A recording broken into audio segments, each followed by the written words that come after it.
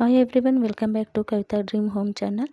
కునాఫాను ఈజీగా ఇంట్లోనే ఎలా తయారు చేయాలో చూపిస్తాను. దీనికి కునాఫా రెడీ అవ్వడం ఈజీగానే అవుతుంది, కానీ ప్రిపరేషన్ చాలా టైం పడుతుంది. కాబట్టి ముందుగా నేను అన్నీ ప్రిపేర్ చేసిన తర్వాతనే కునాఫాను రెడీ చేస్తున్నాను. దీనికి కావలసిన కీర్ సేమియాను బాగా క్రష్ చేసుకొని అందులో కాస్త మనకు కావాల్సినంత ఒక 2-3 స్పూన్లు షుగర్ పౌడర్, నెయ్యి కూడా వేసి బాగా ఇలా కలుపుకోవాలి. అయితే మనము కంపల్సరీగా ఈ సేమియాలో షుగర్, నెయ్యి కూడా ఖచ్చితంగా యాడ్ చేయాలి. చేస్తేనే దానికి టేస్ట్ ఉంటుంది. అంతేకాకుండా మళ్ళీ కస్టర్డ్ పౌడర్‌తోని కూడా మనము జెల్లా చేస్తాం కదా! అందులో కూడా కొంచెం షుగర్ యాడ్ చేయాలి. ఎక్కువ అవసరం లేదు. కొద్ది కొద్దిగా అయినా కంపల్సరీ యాడ్ చేయాలి.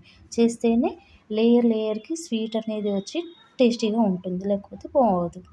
ఈ విధంగా నెయ్యి అవి అన్నీ కలిపేసుకొని బాగా క్రష్ చేసి పెట్టుకోవాలి. తర్వాత నేను కస్టర్డ్ పౌడర్ వేస్తున్నాను పాలల్లో. ఇలా దానికి సరిపడా కొంచెం ఒక కప్పు పాలు, అందులో 2-3 స్పూన్ల కస్టర్డ్ పౌడర్ వేసి కొద్దిగా షుగర్ కూడా వేసేసి ఇలా జెల్లాగా ప్రిపేర్ చేసి పెట్టుకోవాలి. తర్వాత ఒక టీ గ్లాస్ ఆఫ్ వాటర్లో కొద్దిగా 3-4 స్పూన్ల షుగర్ వేసేసి దీన్ని జెల్లాగా ప్రిపేర్ చేసుకోవాలి. షుగర్ సిరప్ చేసుకోవాలి. ఇలా కొద్దిగా గమ్లా అయ్యే వరకు చేసి పెట్టుకుంటే సరిపోతుంది.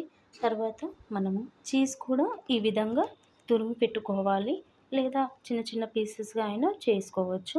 చీజ్ కూడా మనం ఎక్కువ క్వాంటిటీలోనే వేస్తేనే చాలా టేస్టీగా ఉంటుంది. అయితే నేనైతే ఏ విధమైన చీజ్ను వాడాను అనేది మీకు పిక్లో చూపిస్తాను. ఈ చీజ్ అయితే చాలా టేస్టీగా ఉంది. మీ ఇష్టం, మీరు ఏ విధమైన చీజ్నైనా వాడచ్చు. ఇదైతే చాలా బాగుంది. ఒక బౌల్ తీసుకొని అందులో కొద్దిగా నెయ్యి వేసుకొని అందులో డ్రై ఫ్రూట్స్ను కూడా బాగా రోస్ట్ చేసి పెట్టుకోవాలి. కునాఫాకి ఈ నెయ్యి సరిపోతుంది, లేదా కొద్దిగా ఇంకాస్త నెయ్యి యాడ్ చేసేసుకొని క్రష్ చేసిన కీర్ను ఈ విధంగా ఈవెన్గా స్ప్రెడ్ చేసుకోవాలి. పప్పు గుత్తి సహాయంతో ఈ విధంగా ఈవెన్గా ప్రెస్ చేసుకోవాలి. తర్వాత కింద పెనం పెట్టి పెనం పైన స్టీల్ బౌల్ని ఇలా పెట్టాను.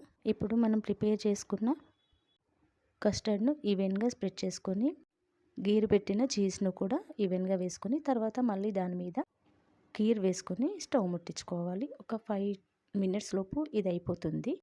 మంట మీడియం ఫ్లేమ్లో పెట్టుకోవాలి. నేను తీసుకుంది రోస్టెడ్ సేమియా కాబట్టి మళ్ళీ రోస్ట్ చేసుకోలేదు. ఇది రెడీ అయ్యేలోపు మనం ఇంకో ప్యాన్ తీసుకొని దాని మీద కొద్దిగా ఆయిల్ వేసేసుకొని ప్రిపేర్ చేస్తాం. ఎందుకంటే మళ్ళీ మనం దాన్ని ఇలా ఉల్టా చేసుకోవాలి. ఇప్పుడు మనం దీనిపైన చూసారా, ఈ విధంగా వస్తుంది. బాగా రోస్ట్ అయిపోయింది కదా. 5 మినిట్స్ తర్వాత దీన్ని మళ్ళీ మనము ఒక ప్లేట్లోకి ఇలా ఉల్టా చేసుకోవాలి. దీనిపైన ముందుగా మనం రోస్ట్ చేసుకున్న డ్రై ఫ్రూట్స్ వేసుకోవాలి. అలాగే షుగర్ సిరప్ను కూడా యాడ్ చేసేయాలి, పైన వేసేసుకోవాలి. అంతే, కునాఫా రెడీ అయిపోయినట్టే. కస్టర్డ్ పౌడర్ కూడా నేను ఇంట్లోనే తయారు చేశాను. ఆ లింక్ ఇస్తాను, మీరు కింద చెక్ చేయండి. మా పిల్లలైతే చాలా ఇష్టంగా తిన్నారు. ఇది రెండోసారి చేయడం. వాళ్ళ ఫ్రెండ్స్ కోసం మళ్ళీ చేయమన్నారు, మళ్ళీ చేశాను. ఒకవేళ మీరు కీర్ రోస్టెడ్ సేమియా తీసుకోకపోతే వైట్ సేమియా అయితే దాన్ని ఖచ్చితంగా కాస్త నెయ్యి వేసి బాగా దాన్ని రోస్ట్ చేయండి, అప్పుడే బాగుంటుంది. ఫైనల్గా కునాఫా అయితే రెడీ అయిపోయింది. చాలా టేస్టీగా కూడా ఉంది. Thanks for watching.